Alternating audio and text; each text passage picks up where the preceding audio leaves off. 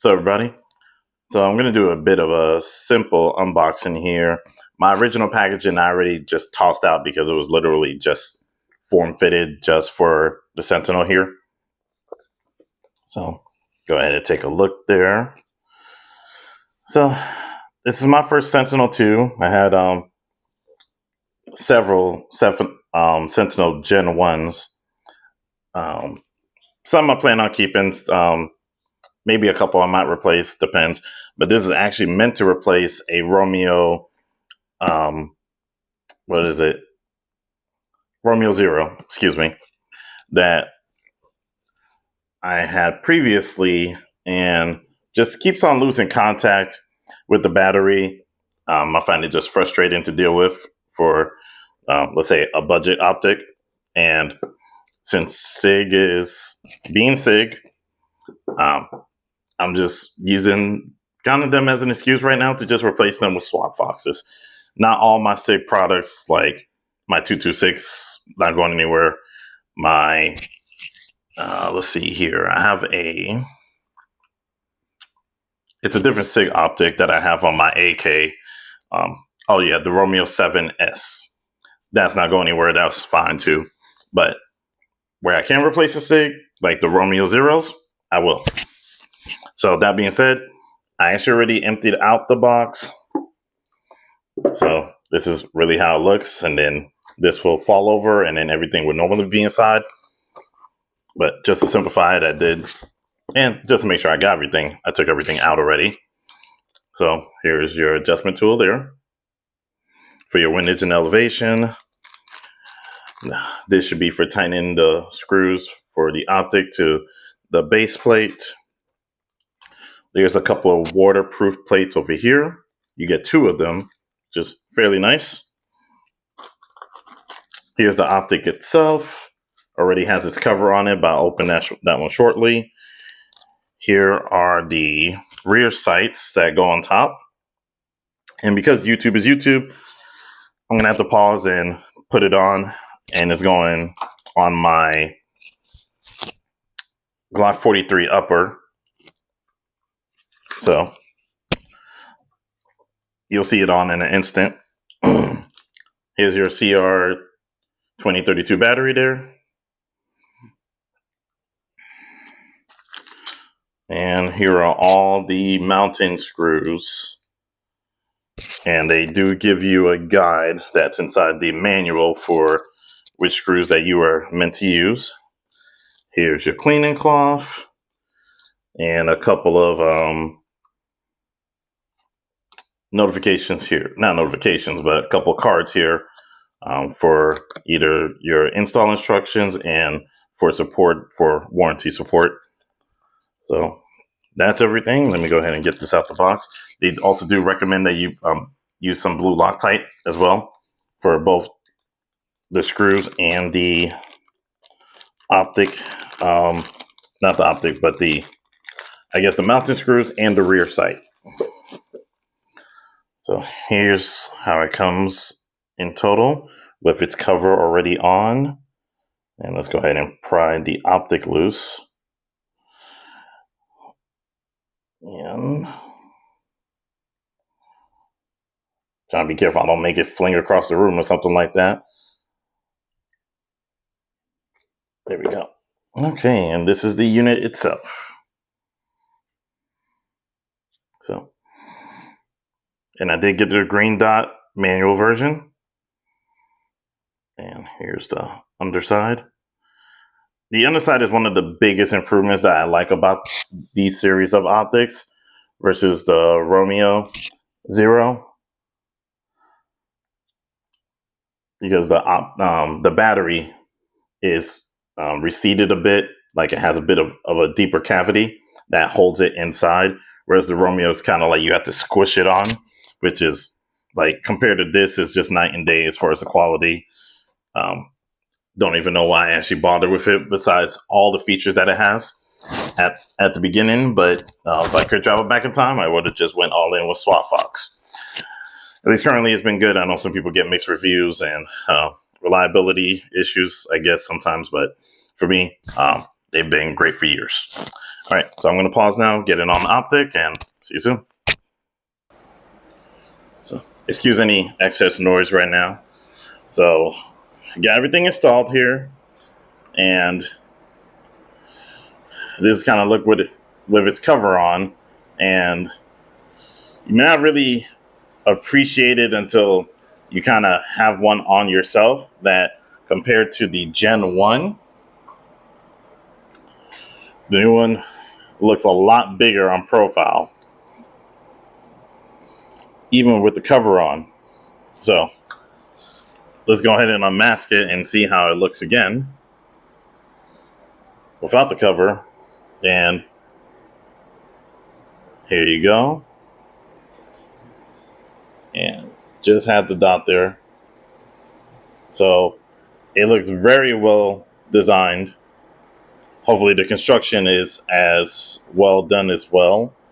One thing I'll say here for that notch that's included, I do like it.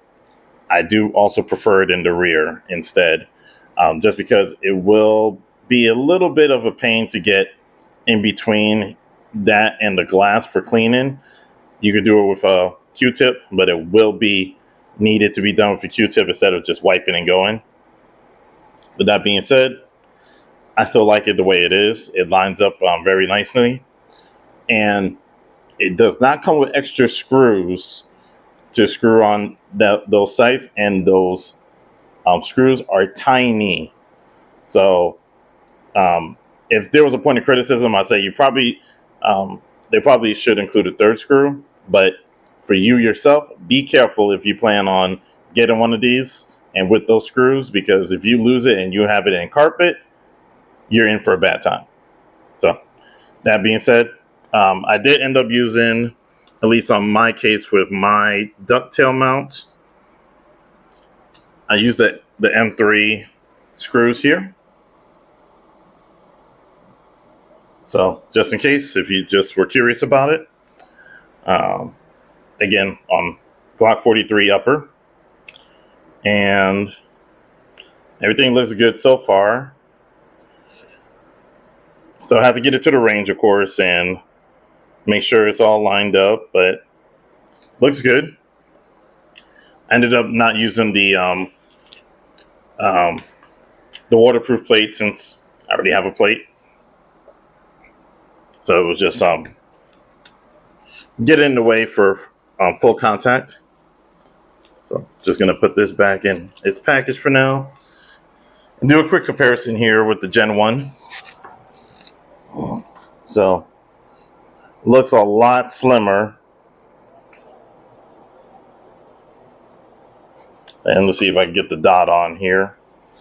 Let me make sure it's on. Yep, it is. Just a little bit dimmer, but let's see if yep, there you go. Helps a lot to have it in the holster so that you can kind of line it up like that. But for a bit of a size comparison,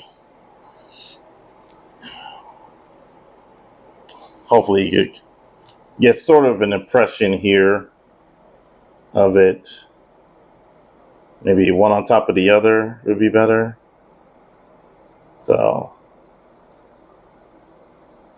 I think that probably is the closest I could get to saying, like, you know, this is size per size, unless I overlap it. And let's go ahead and do that instead.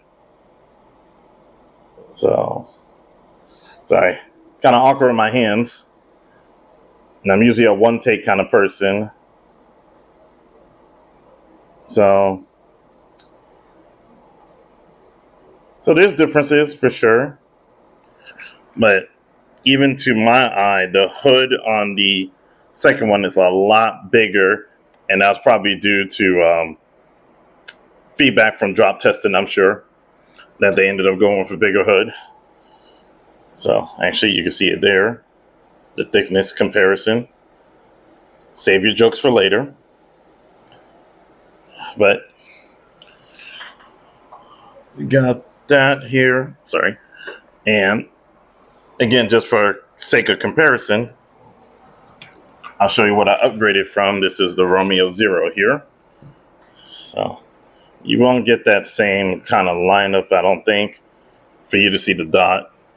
Because it's also a 3 MOA dot. So it's going to take a little bit for you to see it. There you go. Hopefully you can. If not, my apologies, but I was able to see it. So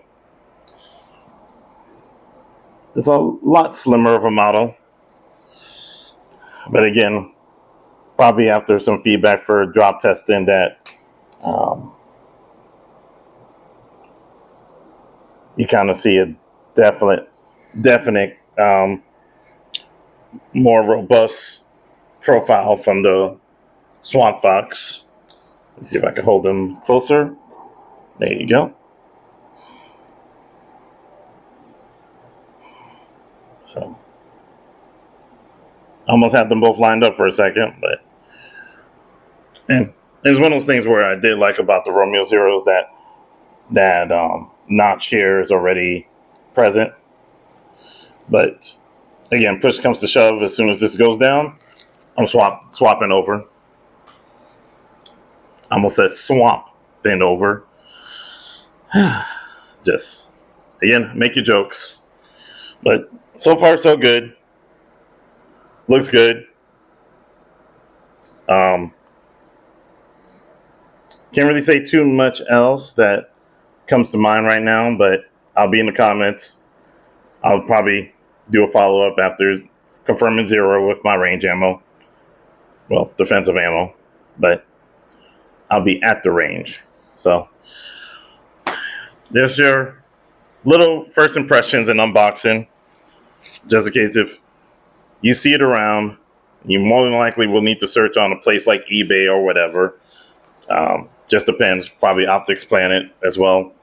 Just haven't seen too much on it, but was able to get one. Works fine so far. If you got any questions, leave it down below. Thanks for your time. Later.